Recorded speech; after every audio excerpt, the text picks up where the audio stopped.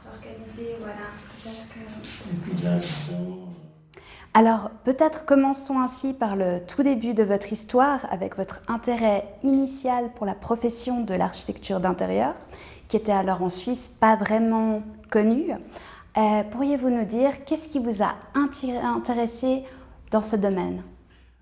Dans mes souvenirs anciens, je parle de l'âge de 12 ans environ, j'étais très attiré par les objets et la forme des objets, la couleur des objets. Je n'étais pas collectionneur, mais je regroupais des objets qui me plaisaient, que je trouvais sympathiques, soit par leur couleur, leur forme, leurs matériaux. Et j'ai ce goût d'assembler en somme des objets. Hein? Et ça fait partie peut-être d'une première manifestation d'intérêt. Ensuite, il y avait des visites que je faisais. Mon père était ami avec Amoudru, qui est un collectionneur genevois, qui avait une immense collection d'objets du folklore alpin. Et on allait voir sa collection, visiter, on voyait tous ces objets usuels du monde alpin. Et ça, c'est une chose aussi qui me... Je ne sais pas pourquoi, je ne savais pas que j'en ferais un métier, mais enfin, qui me fascinait, qui m'intéressait, disons, ces diversités de formes liées à des fonctions très terre-à-terre, très triviales, comme ça. Ça, c'est une chose qui m'intéressait. Ou une autre flash, comme ça, une autre image. J'avais un ami norvégien dans l'immeuble où j'habitais, et contre le mur, il y avait une grande photo du bateau viking de Oslo. Et ça, pour moi, j'avais vraiment une image de la beauté, enfin, entre guillemets, je ne sais peut-être pas très bien ce qu'était la beauté, mais j'étais fasciné par cet objet. Et peut-être un dernier flash, c'est un livre qui s'appelait La naissance de l'art, d'un écrivain italien, Virgilio Guidoni. Enfin, le nom n'a pas beaucoup d'importance. C'était un plat océanien avec une très simple de forme, avec une légère ornementation. Et ça, c'est aussi un objet que je pourrais dessiner encore aujourd'hui, comme le bateau d'Oslo, comme des objets que j'ai vus chez Amoudru. Donc ça a dû quand même former mon intérêt pour les objets ou les environnements conçus, disons. Voilà, donc dessiner, ça fait toujours depuis la plus tendre enfance partie de votre... Oui, depuis 10, 12, 13 ans, j'avais à 12 ans, les cadeaux qu'on m'offrait, c'était des livres sur la peinture, sur l'histoire de l'art. Donc, bien que j'ai un milieu, disons, plutôt cultivé, mais enfin qui n'avait aucun intérêt, disons, pour l'art contemporain, pour la musique contemporaine,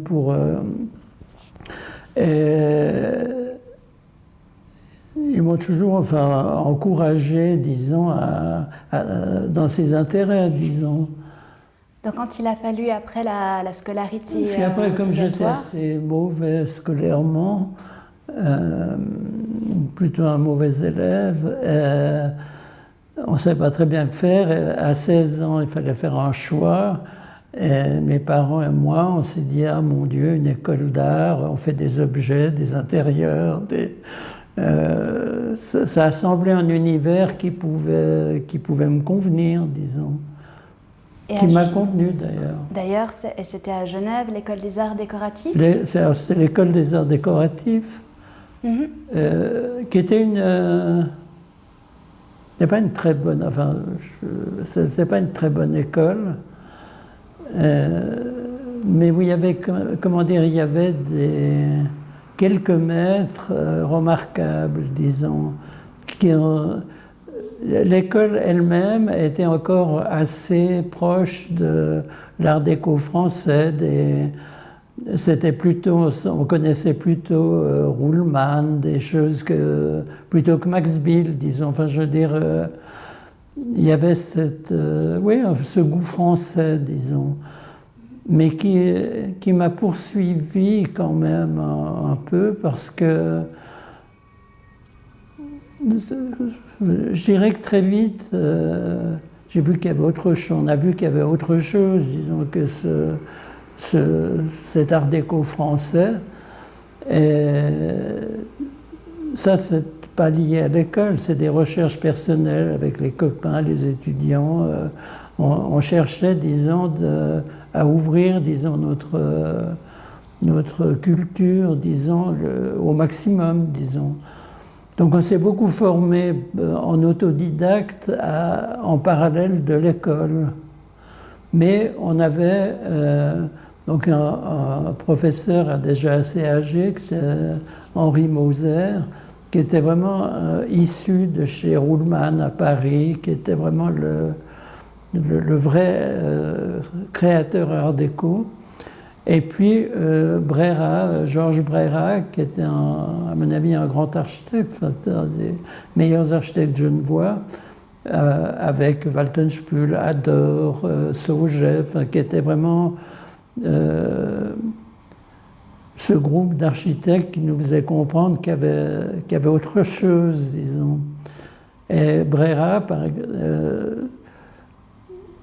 ça a suffi par sa personnalité, les croquis, les thèmes qu'il nous donnait, d'ouvrir notre avenir. Pendant l'école, on n'a peut-être pas fait grand-chose, mais c'était des cours, des personnalités assez fortes pour nous montrer ce que pouvait devenir notre métier et comment il pouvait se développer. Donc cette école qui n'était pas très bonne, elle avait quelques remarquables maîtres qui fait qu'on est sorti de l'école avec un terreau, disons, suffisant, disons. Un terreau qui nous a permis de développer chacun, disons, nos intérêts, disons. Ça durait 4 ans, voilà. Et j'ai quitté en 58. Donc 54. Voilà, cette période-là. Il y avait une section d'architecture d'intérieur. Voilà. C'est la deuxième année où ça s'appelait architecture d'intérieur, parce qu'avant, je crois que c'était décoration d'intérieur. Enfin, ça avait un autre nom. Donc il y avait déjà eu cet effort de l'appeler architecture d'intérieur. Oui. Mais on a dû beaucoup travailler en autodidacte, disons. Mais ça, c'est la qualité de maître de talent, c'est de nous ouvrir les portes en dehors de l'école. Justement, en préparation de cet entretien, vous aviez mentionné que là, vous aviez, durant vos études, la possibilité de dessiner, de comprendre le meuble et les petites échelles. Oui, alors ça, c'est une partie de l'enseignement que nous donnait Henri Moser, qui connaissait très bien la construction du meuble traditionnel, enfin contemporain, mais des constructions avec des procédés, disons, plus traditionnels. Il savait construire un fauteuil, construire une table. On a appris les assemblages, on a appris les qualités des bois. On peut dire qu'on a reçu une assez bonne formation, très réduite, mais poussée, disons, sur le plan technologique, d'un univers assez restreint. Enfin, c'était essentiellement des meubles de rangement ou des sièges. Mais ça, le fait d'avoir étudié très à fond, disons, un siège, ça m'a servi, disons, encore aujourd'hui, disons, ça m'est utile, disons, de connaître à fond, disons, un processus de production. Et comment le dessiner, évidemment, comment le communiquer, disons. Ça, c'était la meilleure partie de l'enseignement.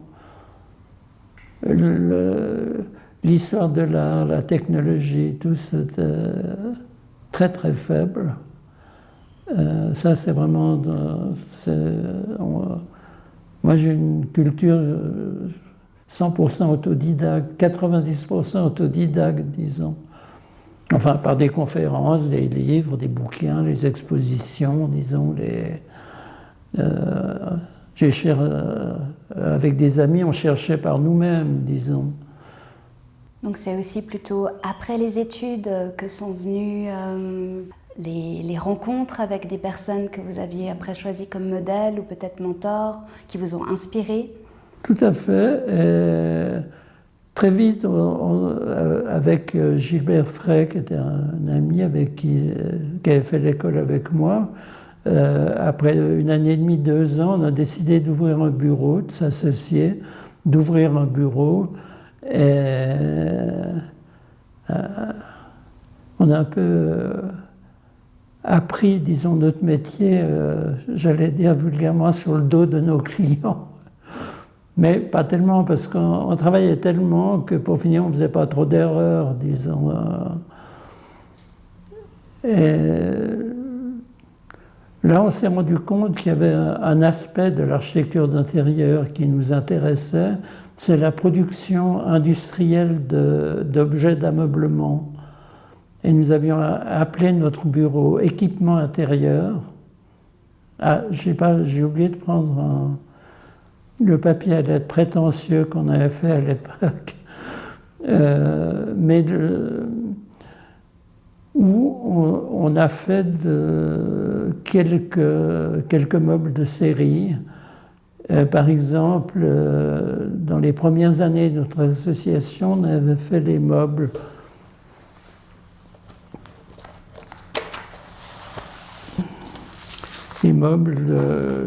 de ce cahier, où il y avait des meubles en bois moulé, des meubles en métal, et particulièrement une série de meubles en aluminium, en fonderie d'aluminium et en cuir. Donc ça date de 1965, quelque chose comme ça à peu près, disons.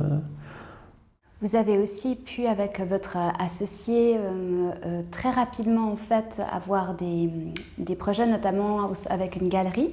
Oui, alors ça c'est en même temps une chance, disons, parce que j'avais rencontré Yann Crugier, qui était un des grands galeristes de l'époque, et j'avais discuté avec lui dans une soirée. On avait parlé d'architecture d'intérieur, mais j'avais quasiment rien, peu de choses à lui montrer, disons. Et après 2 heures de discussion, il me dit, Michel, ma galerie que je vais faire, c'est vous qui la faites. Et j'avais un associé, Gilbert Frey, un autre associé qui s'appelait Roland Racine. Et on a démarré avec ce projet, qui était un projet important pour nous, dans le sens où c'est une des premières galeries en Europe, disons, qui a été conçue vraiment comme pas une machine à exposer, mais vraiment comme un lieu d'exposition qui pouvait se confondre avec aucun autre commerce, disons. La plupart des galeries, soit à Paris, à Londres, enfin dans les grandes villes, c'était en somme des arcades en rez-de-chaussée, mais qui n'étaient pas vraiment architecturées, disons. Et là, il souhaitait qu'on lui fasse un instrument galerie, disons, ce qui était assez visionnaire de sa part, et puis une aubaine pour nous, disons. Comme référence, on avait des choses assez anciennes. Alors, ce n'était pas des galeries, mais c'est les références qu'on pouvait avoir. C'est des aménagements de pavillons de la Biennale de Venise. Par exemple, dans les années 1910, il y avait des très beaux pavillons qui ont été faits par Hofmann, où il y avait c'était vraiment des lieux d'exposition qui pouvaient se confondre avec aucun autre aucun autre lieu. C'est le début aussi de Scarpa, enfin, qui commençait à être connu. Enfin, il était connu, mais il n'était pas très connu. Par exemple, à l'école, personne ne connaissait Scarpa, disons. Mais ça a été aussi assez décisif, particulièrement la façon dont il travaillait pour les expositions. Parce que quand il travaillait comme architecte d'exposition, il mettait en scène les objets, il mettait en scène les tableaux, il faisait des croquis, des maquettes pour la disposition, disons, des objets. Et si on le voit, par exemple, au Castelvecchio de Vérone, où il a fait un travail extraordinaire qui a révolutionné, disons, la façon de présenter les objets, de les mettre en scène, de les juxtaposer, aussi bien à l'extérieur du bâtiment qu'à l'intérieur, où par exemple les sculptures, les pietà, les pièces de la Renaissance étaient exposées plutôt sur des sortes comme des radeaux qui flottaient sur le sol, et pas un socle. Donc il crée par ces plateaux flottants une sorte d'espace intermédiaire, disons, qui est une chose qui est encore utilisée par beaucoup d'architectes, que Chipperfield a utilisé, que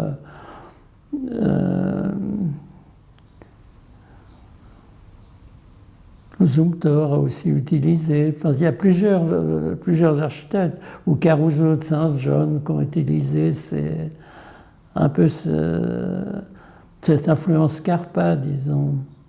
Peut-être deux mots, puisqu'on a parlé de la galerie. Il y a ces quelques images.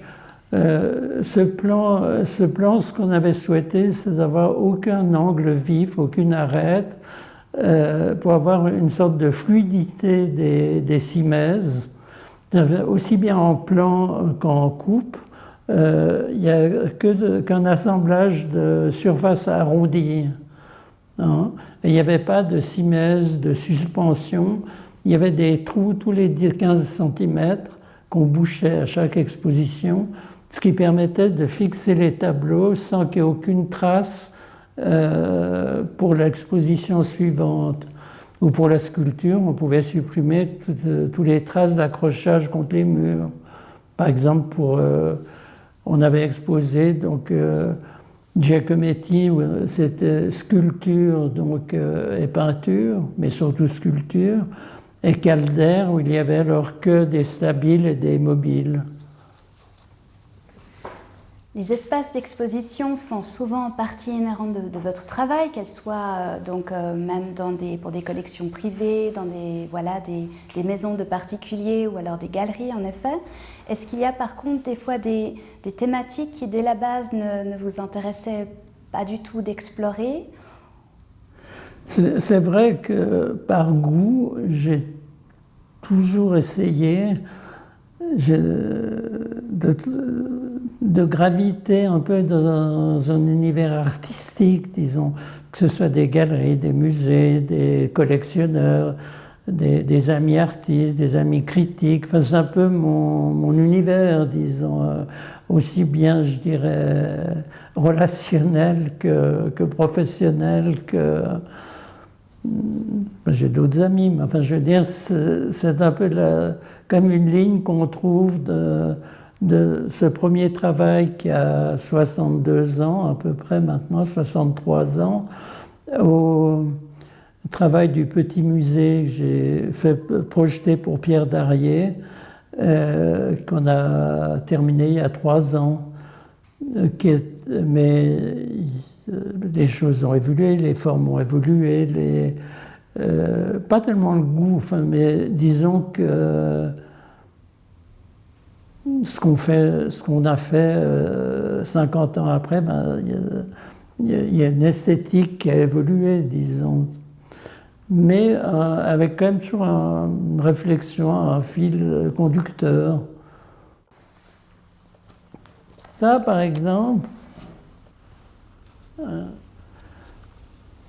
c'est un objet de muséographie, mais est-ce que c'est de l'architecture, de la muséographie, des arts plastiques, On avait une cloche japonaise, la cloche de Shinagawa, qui est une cloche historique, disons, qui vient d'un temple japonais qui avait été donné à l'Ariana. Et après, la Confédération avait fait faire une copie pour qu'on la conserve. Ils avaient rendu l'original au Japon. Et il fallait faire un pavillon qui reçoit la cloche. C'est comme un support dans un musée, sauf que c'était dans le parc. Et notre client, disons, voulait faire un pastiche de petits pavillons,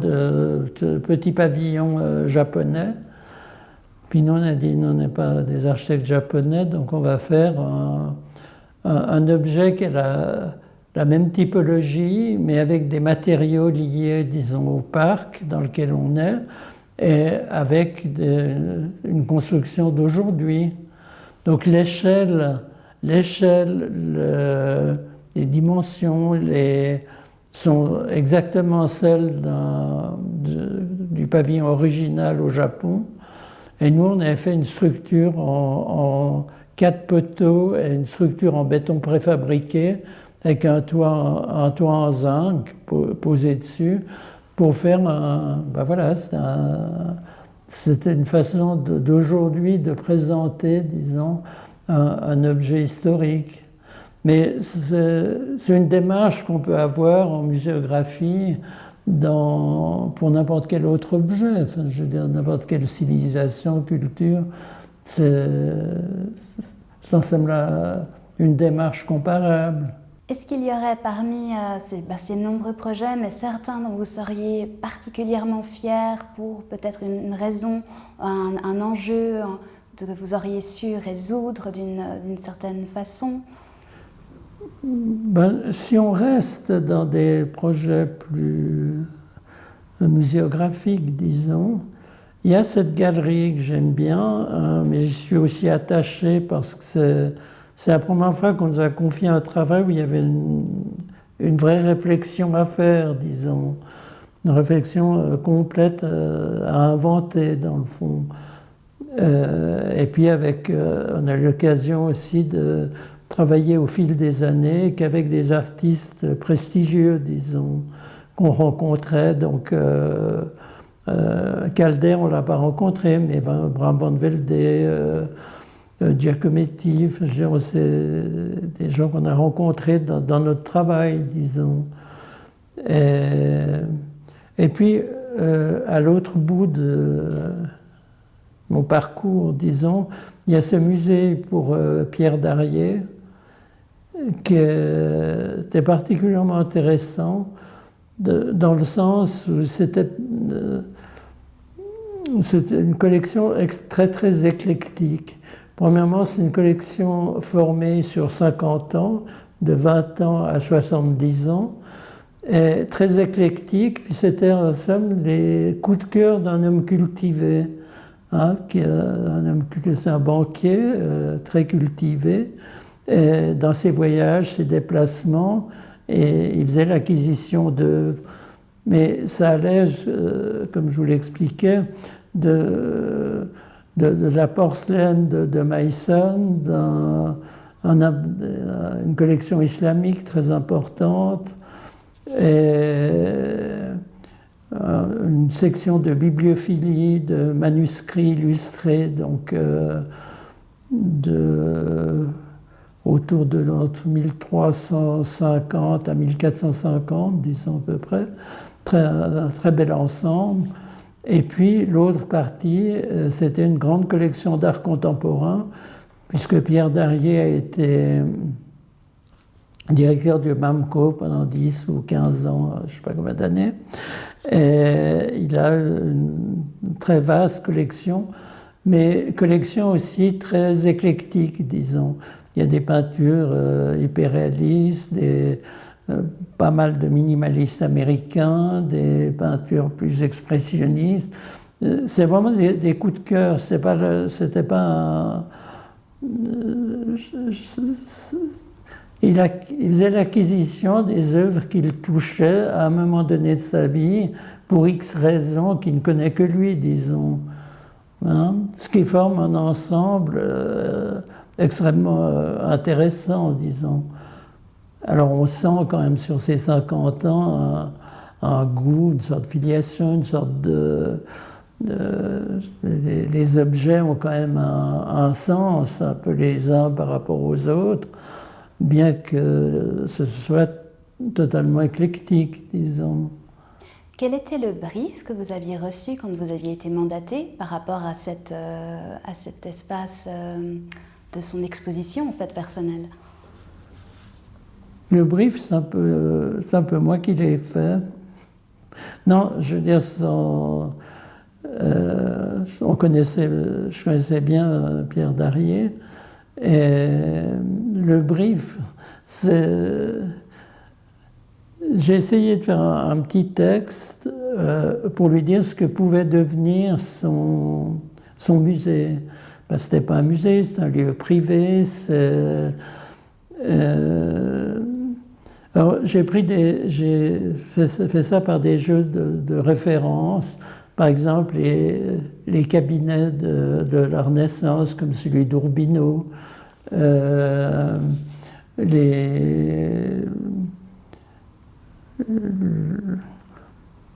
disons aussi toutes les cabinets de curiosité qu'on a trouvés pendant 1 ou 2 siècles. Enfin, il y avait les cabinets de curiosité,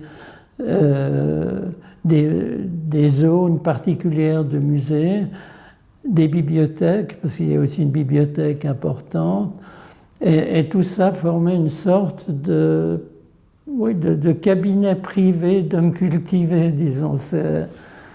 On essaie de construire le brief en fonction de ce qu'on comprenait de ses intérêts. Et puis après, on l'a développé avec lui, avec des espaces qu'il ressentait mieux, des problèmes de matériaux, disons. Il n'y a que 2 matériaux dans ce petit musée. Il y a du blanc et du bois.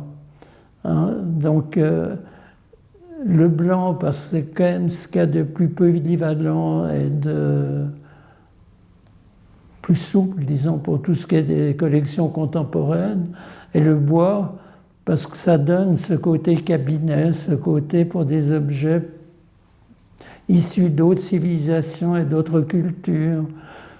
Et ce qu'on je lui ai proposé, c'est en somme un peu l'imbrication, disons, d'une boîte blanche avec un caisson de cigares. Hein, c'est une boîte en bois posée sur un socle blanc. Mais les deux s'interpénétrant sur le niveau, enfin, évidemment avec plein de développement architectural, disons. Donc Michel, on a pu voir aussi avec ce que vous avez apporté que vous êtes très curieux, vous avez même eu des mandats donc de la pelle mécanique à la valise Dupont, ainsi que pour des grands musées ou des maisons, des espaces beaucoup plus petits comme des salons. Est-ce qu'il y a en fait une œuvre sur laquelle vous auriez travaillé, mais malheureusement qui n'a pas pu s'être faite et vous auriez peut-être un regret à ce niveau-là ? Alors d'abord, c'est vrai qu'il y a une particularité, disons, dans le travail qu'on a pu faire avec Frey pendant 6 ans. Après, j'étais associé avec Serge Gandolfi, qui était architecte et plasticien. Et depuis 25 ans, je travaille seul, avec de temps en temps des bureaux amis qui ont la structure que je n'ai plus, disons. Mais on a toujours eu, depuis la sortie de l'école des arts décoratifs, ce goût de l'objet. Et là, je parle du fauteuil, ce qu'on a appris à construire avec Moser. Et cet intérêt pour la création d'objets. Et on s'est rendu compte, en sortant de l'école, qu'on était plus proche des architectes italiens, Quand je parle des architectes italiens, je parle de Magistretti, Ponti, Mangiarotti, enfin disons tous les grands architectes, Bellini, les grands architectes italiens de ces années. Quand je parle de ces années, c'est-à-dire de la sortie de l'école, c'est-à-dire les années de 60, 65, jusqu'à nos 20, 15, 20 premières années de pratique, disons, qui, eux, tous ces bureaux travaillaient le petit objet aussi bien qu'une usine. Par exemple, Mangiarotti, il a dessiné de la vaisselle, il a dessiné des usines pour des fabricants de porcelaine ou des églises. Et il y avait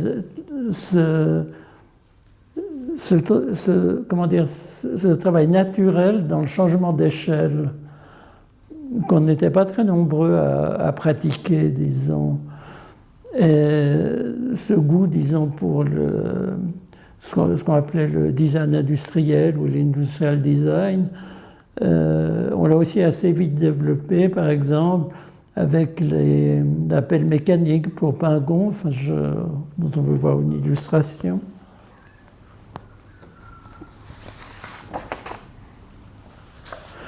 C'est un objet qui n'est pas si éloigné de... Il y a l'apprentissage de technologies différentes, mais le programme, le brief du client est assez proche, quel que soit l'objet qu'on fasse. Qu'on fasse un luminaire, une pelle mécanique ou un fauteuil, je veux dire, il y a des matériaux à mettre en œuvre, il y a des formes à adapter. Je veux dire, les problèmes sont intellectuellement très proches et demandent quand même l'apprentissage de technologies, disons, particulières de cas en cas, disons. Ça, c'était un ami qui souhaitait pour sa salle à manger d'avoir des meubles Biedermeier. Je lui ai dit, écoute, moi je ne fais pas de meubles Biedermeier, mais si tu veux, je peux te faire des meubles en ébène et en loupe qui sera proche de l'univers Biedermeier. Il me dit, ah oui, c'est une bonne idée. Donc il y avait 2 vaisseliers, un vaisselier avec des tiroirs et un autre vaisselier avec un meuble rotatif. Tout ça en ébène et en loupe de tuya. Il y avait aussi la table de salle à manger qui était en marqueterie ébène et tuya. Et quels ont été les plus grands défis en tant d'architecte d'intérieur par rapport à... Parce qu'en effet, il y a ici, on passe d'échelles très différentes. Est-ce que justement par rapport à votre formation et à l'évolution donc de votre carrière, qu'est-ce qui aurait pu ou était encore pour vous quand même un défi assez difficile à relever? Le défi, je crois qu'il y a encore aujourd'hui de ce que je peux connaître. J'ai pas mal de contacts avec des étudiants ou avec des enseignants, disons, de la aide. Défi, c'est quand même cette mauvaise reconnaissance de la profession et cette subordination à l'architecture. Et ça, quand on parle... Presque, je sais pas, c'est presque un lieu commun. Quand on parle d'architecte d'intérieur, c'est un peu, comment dire, une sous-production de l'architecture, disons. Et ça encore, enfin, on le ressentait, disons, peut-être plus fort que maintenant, parce que avant, disons, il y avait plus cette notion du décorateur, donc il y avait presque plus sa place que l'architecte d'intérieur. Moi, d'ailleurs, je me rends compte que, et ça c'est une des questions que vous posiez, quelle est l'architecture intérieure idéale, hein, alors moi, je ne pourrais pas décrire l'architecture d'intérieur idéale, ça serait un peu un long développement, mais je peux citer des exemples. des exemples où je me sens parfaitement en adéquation avec le lieu. Et ça, c'est par exemple l'œuvre de Zumthor. Tout ce qu'a fait Zumthor, je me sens bien. Ce qu'a fait Chipperfield, ce que font Caruso St. John, ce que font Le Corbusier, par exemple, dans l'église du couvent de la Tourette, ou Ronchamp, ou de tous ces espaces intérieurs, comment dire, je m'y sens bien, je trouve que je me sens dans un espace intérieur idéal, disons, hein, comme en juxtaposant ces références, ça donne une idée, disons, mais mon problème, c'est qu'il n'y a pas d'architecte d'intérieur dans cette liste. Et alors en Suisse, moi j'ai toujours beaucoup d'admiration pour le travail de Haussmann, mais qui est architecte aussi, avec qui on avait fait un projet d'association pour travailler pour les ambassades en Suisse, qui n'avait pas marché, mais on avait fait un dossier commun pour essayer d'avoir un mandat. Il y a des belles architectes, mais j'ai eu toutes les peines du monde à trouver une architecture d'intérieur que je trouvais vraiment exceptionnelle, disons. Et par rapport à l'enseignement de l'architecture d'intérieur d'aujourd'hui, ou est-ce que peut-être vous avez suivi les travaux Un peu, j'ai suivi des travaux, j'ai suivi 3 étudiants dans le développement, disons, de leur... Qu'est-ce que vous pensez qui a changé dans la façon dont on... Alors, l'école est infiniment meilleure, plus professionnelle. Enfin, je veux dire que quand on l'a faite, il n'y a pas de commune mesure entre les arts décoratifs. Les arts décoratifs, j'ai dit, il y avait 3 profs remarquables qui nous ont ouvert l'esprit, disons, et permis, après l'école, d'envisager une carrière, quoi. Hein? Mais ça, c'est quand même c'est important parce que...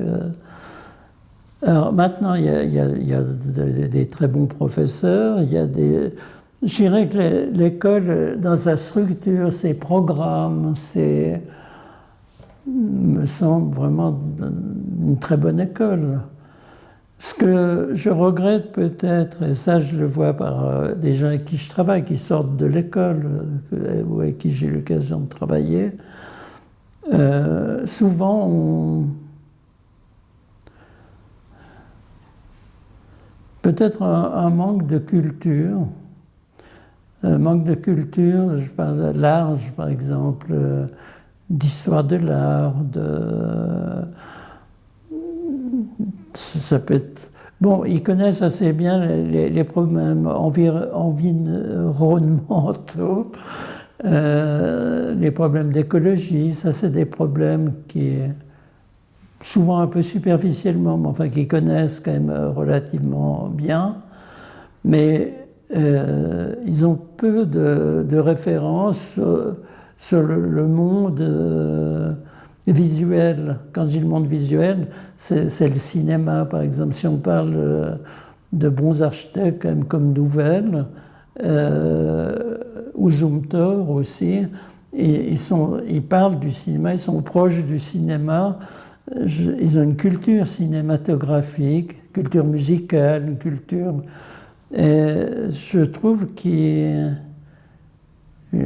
école, enfin, de niveau supérieur, devrait avoir un univers culturel plus large. Et ça me... Souvent, par exemple, je parle avec des étudiants d'artistes qui me semblent des artistes majeurs, par exemple. En Suisse, par exemple, un Note Vital dont on avait parlé. Ils connaissent très très peu. Ils connaissent quelques artistes liés à l'événementiel, mais ils n'ont pas une très bonne... Enfin, je ne peux pas généraliser, mais d'une manière, comment dire, des exemples que j'ai pu observer, il manque vraiment une vraie culture, disons. Et ça me semble un défaut, disons, de l'école. Et aussi, disons, mais ça c'est peut-être notre époque, un goût pour l'événementiel, pour l'événementiel, le provisoire. Alors c'est un peu notre époque, l'architecture se transforme, on ne fait plus des monuments, je veux dire, c'est lié quand même à une pensée actuelle. Néanmoins, je trouve qu'il y a beaucoup de travaux encore assez superficiels. Hein, superficiels dans le sens on a de la peine à avoir un projet, un récit, je veux dire des influences, enfin, tout ce qui peut nourrir et enrichir, disons, un projet. Alors ça me semble que ça pourrait être développé, disons. Voilà. Mais l'école, enfin, si je compare avec d'autres écoles, disons, européennes ou les étudiants d'autres écoles, ça s'inscrit dans les très bonnes écoles. Enfin, je veux dire,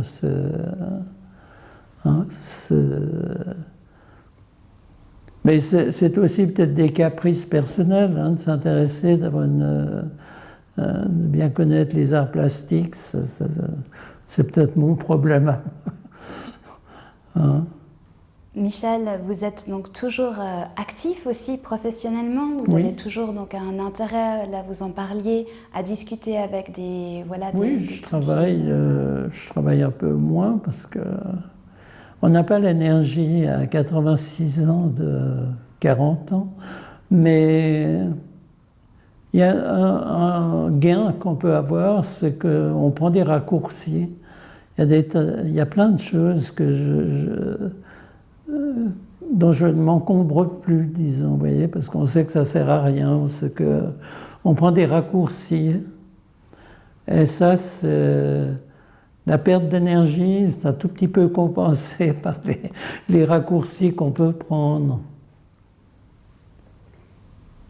Et si, parce que nous arrivons déjà au terme de notre entretien, mais si nous pouvions penser peut-être pourriez-vous nous dire s'il y a un projet en particulier qui vous tient à cœur alors il y en a certainement plus qu'un, mais est-ce qu'il y en aurait un dont vous aimeriez qu'on garde peut-être en tête?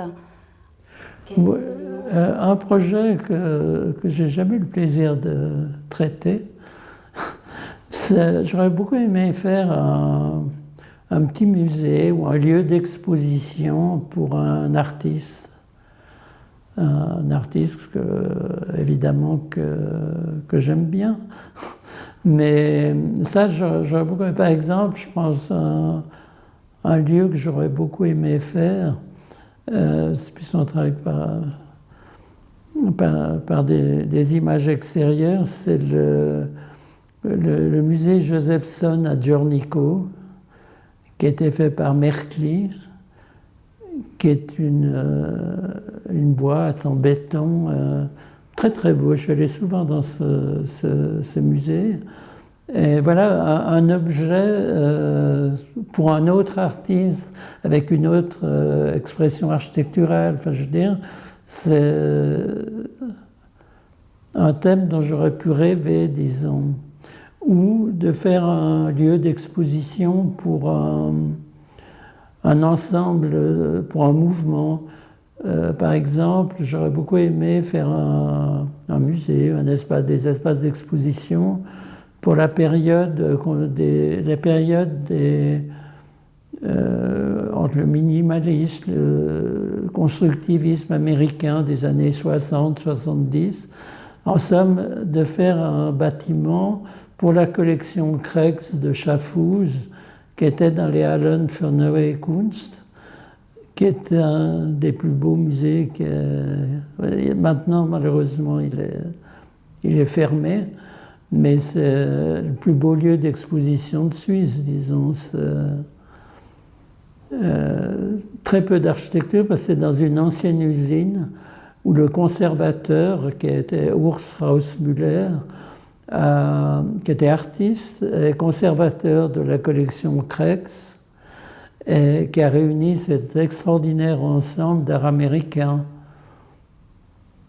C'est un musée peu connu. Il y a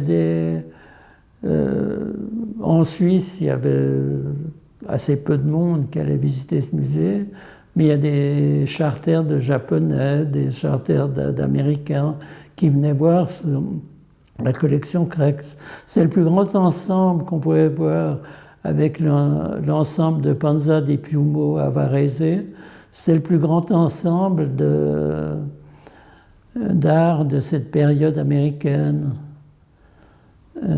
Voilà deux environnements que j'aurais rêvé de faire. Michel Bury, merci infiniment de nous avoir amené tout ceci en face de nous.